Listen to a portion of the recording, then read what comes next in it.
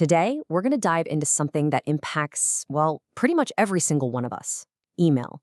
Especially now, in this new world of remote and hybrid work, the words we type on a screen have more weight than ever before. So let's get into how to master them. You know the feeling, right? You've reread the same graph 10 times, wondering, does this period make me sound angry, or is saying thanks in advance coming off as pushy? You type something out, read it back, and you just have no clue how the person on the other end is going to take it. Well, if that sounds familiar, you are definitely not alone. It's a real thing. A full 42% of remote workers feel this tone of voice anxiety. It's a genuine side effect of how we work today, and it's exactly the problem we're going to unpack right now. So, where is all this stress coming from? Well, it all comes down to a huge change in the very nature of how we work. It's what's known as the asynchronous shift, and it's the reason our emails suddenly carry so much importance. Okay, the key word here is asynchronous. Now, it sounds a little technical, but the idea is actually super simple. Unlike a face-to-face meeting where you're talking in real time, asynchronous communication means you send a message and the other person gets to it later, on their own schedule. It's the engine that really makes remote work and global teams possible. And this, right here, lays out the central challenge perfectly. See, in the old synchronous world, we had all these nonverbal cues to rely on: a smile, a nod, someone's tone of voice, to figure out what they really meant. But now, in the async world, all of that is gone. We are left with nothing but the words on the screen. And that is exactly why a message you intended to be quick and efficient can so easily be misread as short or even aggressive. You know, despite all the new chat apps popping up, email is absolutely not going anywhere.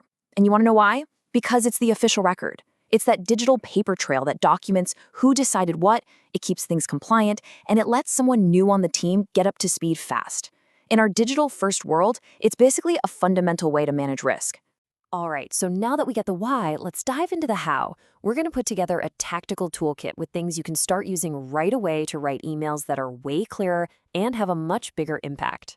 Let's start with the very first thing anybody sees: the subject line. I absolutely love this way of thinking about it.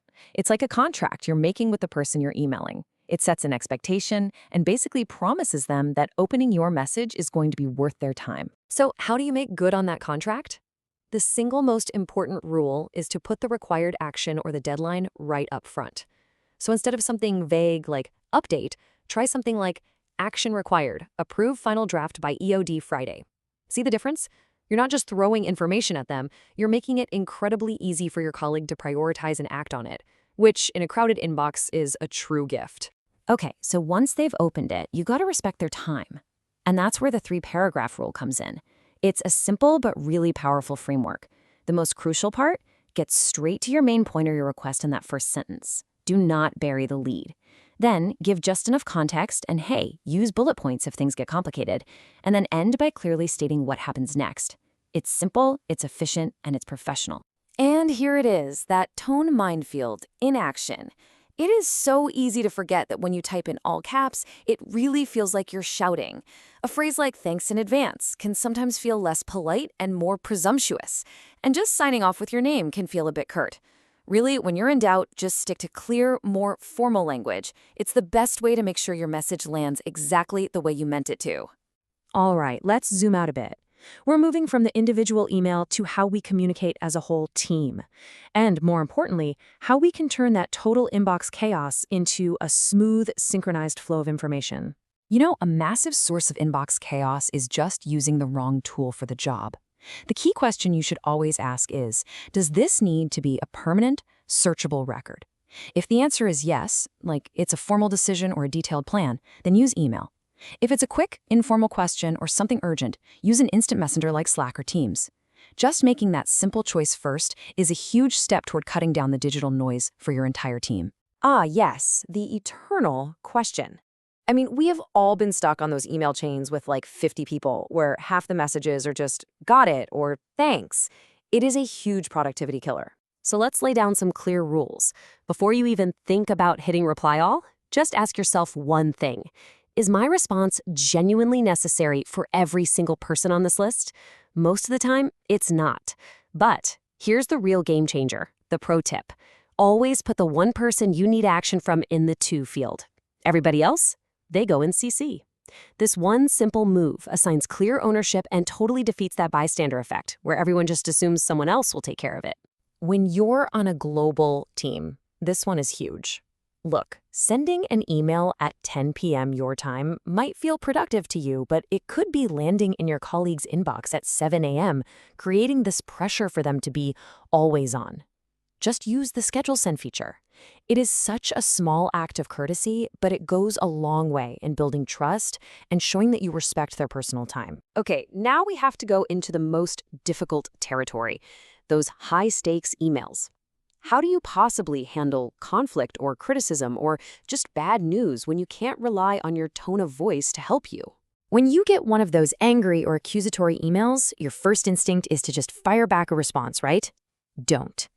Instead, you need to use a tool.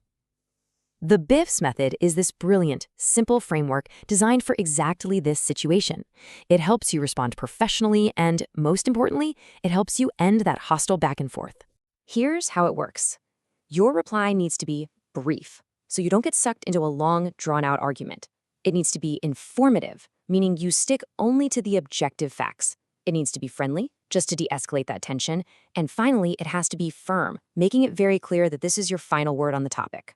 It is an incredibly powerful way to take back control of a negative conversation. This is the absolute golden rule of all professional communication. An email is permanent. It can be forwarded, it can be saved, it can be shared forever. If you are feeling upset, step away from the keyboard. Seriously, go write down your thoughts in a separate document, wait until you've calmed down, and only then should you draft a professional response. And you know, sometimes the smartest and most emotionally intelligent move you can make is just recognizing that email is the wrong tool for the job. For anything complex, sensitive, or emotional, trying to handle it in writing can easily make things way worse. The best thing you can do is just suggest a quick phone or video call to talk it through. Okay, for our final section, let's zoom all the way out. Because all of these tactics we've been talking about, they're not just about our individual habits, they're actually the building blocks of a really effective team culture in our digital-first world. See, at the end of the day, good email etiquette isn't just about being polite for the sake of it. It's about building the absolute foundation of any healthy remote team, what we call psychological safety. When communication is clear, when it's respectful and predictable, it creates the trust and credibility you need to do amazing work together, no matter where in the world you are. And that leaves us with one last powerful question to think about. Is your team's approach to email and digital communication something that just sort of happened? Or was it designed with intention? Because in our new world of work, leaving something this important to chance, well, that's not a strategy. The most effective teams will always be the ones who build their communication culture on purpose,